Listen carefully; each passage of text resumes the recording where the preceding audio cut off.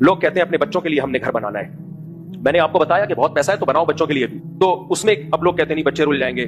بچہ 2 ہاتھ 2 پاؤں لے کے پیدا ہوا ہے, یہاں اللہ پہ توکل کرنا پڑے گا. اگر آپ کی زیادہ گنجائش نہیں ہے تو بچوں کی فکر مت کرو. مجھے یاد ہے 10-15 سال پہلے ایک صاحب نے مجھے کہا, میری محدود آمدن تھی, میں نے تو کبھی زندگی میں سوچا بھی نہیں تھا کہ میں گھر بناؤں گا. تو کسی نے کہا آپ کتنے بچے ہیں, وہ تو رول جائیں گے. میں نے کہا دیکھو میرے باپ نے بڑی محنت کر کے میرے لیے گھر بنایا تھا, ہمارے والد صاحب نے بڑی محنت کی اور ذاتی گھر بنایا کہ بچوں کے کام آئے گا. میں نے کہا انہوں نے اس لیے بنایا تھا کہ میرے بچوں کو ٹینشن نہ ہو. اب اگر میں اپنے بچے ہوتے ہی ٹینشن لینا شروع کر دوں تو میرے باپ نے جو پیسہ خرچ کیا اس کا تو کوئی فائدہ نہ ہوا. انہوں نے تو اس لیے خرچ کیا تھا کہ بچے کو ٹینشن نہ ہو, اور بچہ اپنے بچوں کی ٹینشن لے رہا ہے. پھر میرے بچے اس گھر میں انجوائے کرنے کے بجائے اپنے بچوں کی ٹینشن میں گھر کا سوچیں گے 20-30 سال, تو یہ سکون میں کون آئے گا؟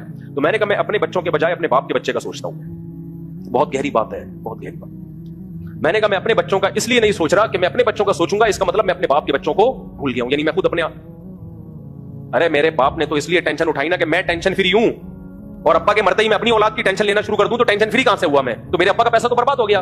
تو میں نے کہا میں بچوں کی ٹینشن اس لیے نہیں لیتا کہ میں اگر بچوں کی ٹینشن لوں گا تو میرے ابا کے بچے کو ٹینشن ہوگی, تو ابا کا پیسہ کیا ہوگا؟